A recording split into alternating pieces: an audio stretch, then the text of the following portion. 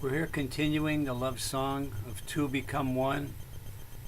Where two become one in everything, in characteristics, in interests, in riches, in love. In verse 17, we're continuing with the Shulamite speaking. In verse 16, she began by using this word our. She said, our bed is green. Her rest and the care she was receiving from her lover, king, shepherd, was there in verse 16. Now in verse 17, she continues on with the word our. Verse 17 goes, the beams of our house are cedar, and our rafters are of fir. These two verses, when you put them together, you can see in verse 16 there's a garden, there's a pasture, and then in verse 17 there's a house. And this can be considered as a full view of the whole Bible. In the beginning, in Genesis 1 and 2, there was a garden. Man was there, God was resting. It said God rested on the seventh day. Man had everything he needed. So man was also resting in God's rest. And then in Revelation 21 and 22, there's a tabernacle. This says, behold, the tabernacle of God is with men. This is the house of God, the dwelling place of God. And here, this tabernacle or a house, temple, in Revelation 21, 22 is called the bride. The name of this temple, the name of this city is the bride. So the whole Bible, from Genesis to Revelation, is encompassed in these two verses. The garden, pasture, and the house. In this verse, she says, the beams of our house are cedar. She begins to talk about the structure of this house, the supporting structure of the house. This word beam means meeting places or fitting into one another. And when you say meeting places, this could be just so many times we meet with Him. We begin our day by meeting with Him. The structure of our life is Him, meeting with Him. Throughout the day we meet with Him. In the evening we meet with Him. Many times we wake up in the middle of the night, we meet with Him.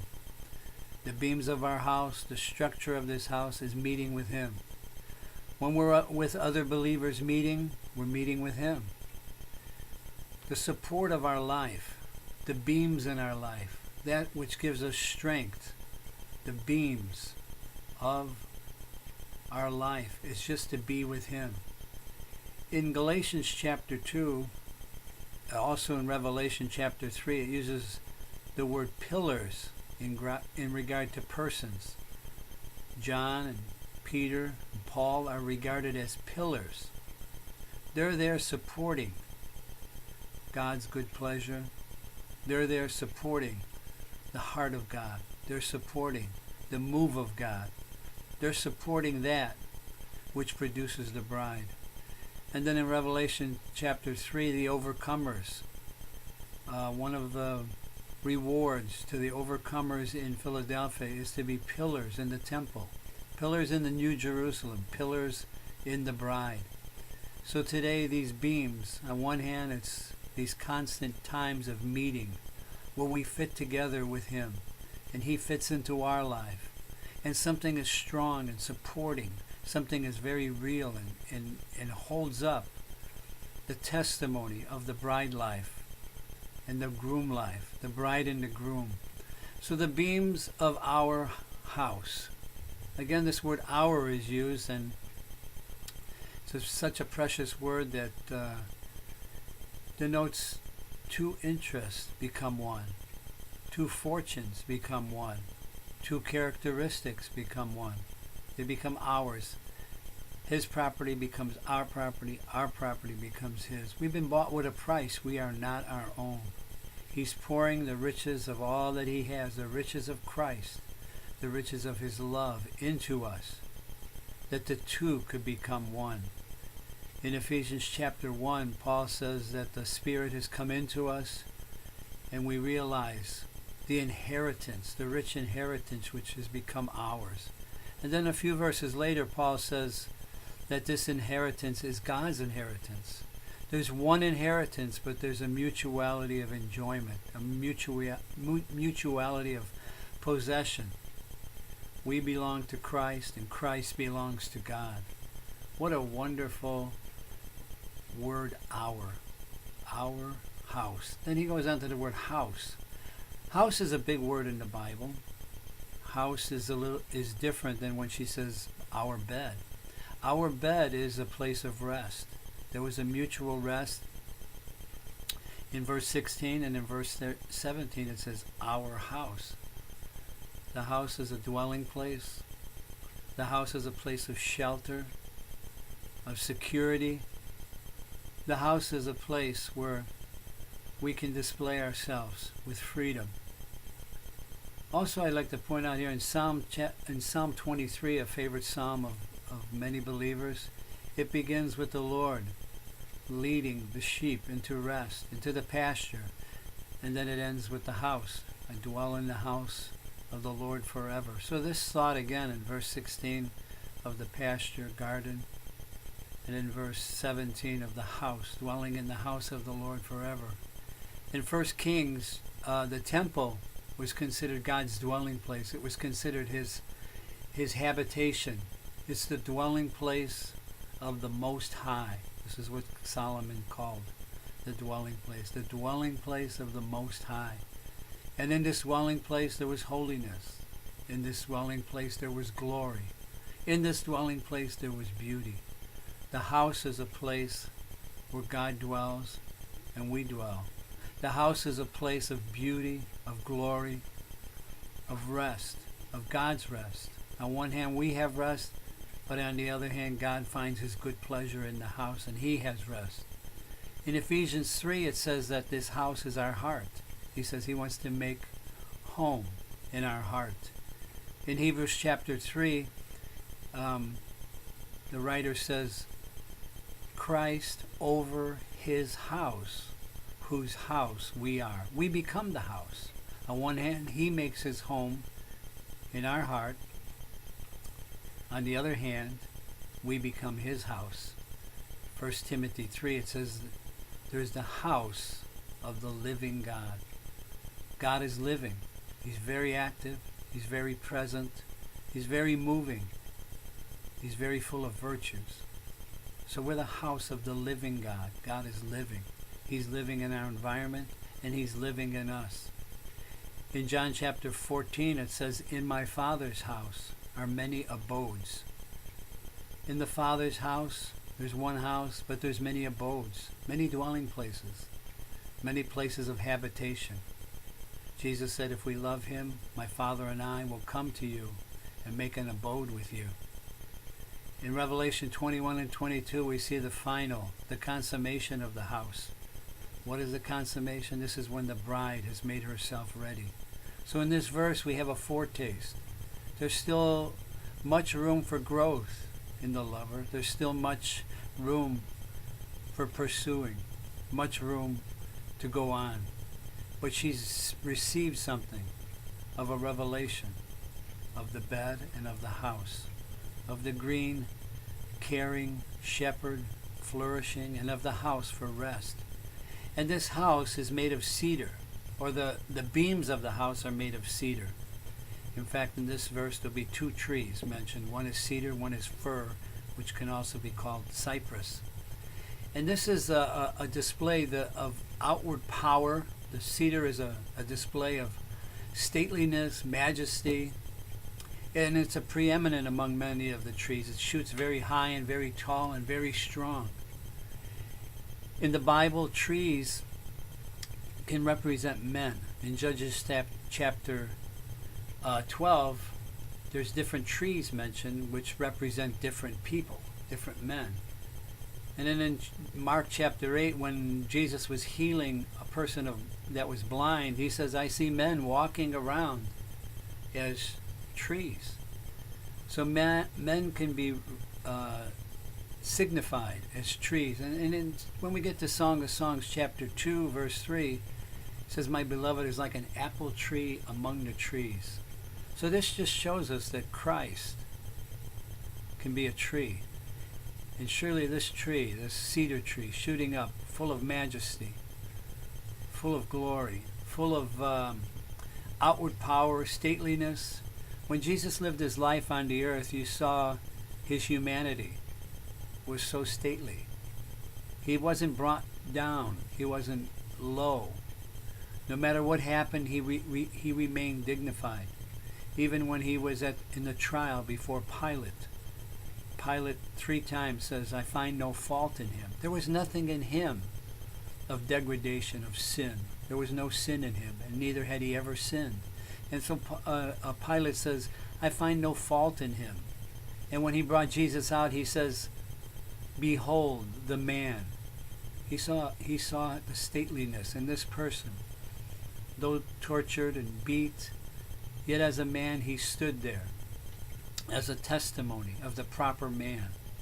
Satan seduced man in the garden and brought him down, but this man was never seduced. He always stood with God's will. He always did the Father's will. Cedar in the Bible, in the Old Testament, has actually 3 different aspects. One is to grow. The cedar tree grows. It grows. So this is a matter of life. The other matter is the cedar tree is used for the building. This is for God's heart to increase his pleasure in a corporate way. Christ grows in us. Christ grows as a building, God's building. And also cedar was used in the purification process. When a leper was being purified, cedar was put with this offering to purify the leper. So the cedar wood here is just opening us to see the humanity of Christ for the house of God. And also it says, and our rafters are of fir.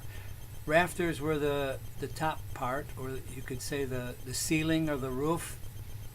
And this word rafter only occurs once in the Song of Songs and once in the Hebrew, but there's related words. One is called galleries or rows or strips that were between the beams.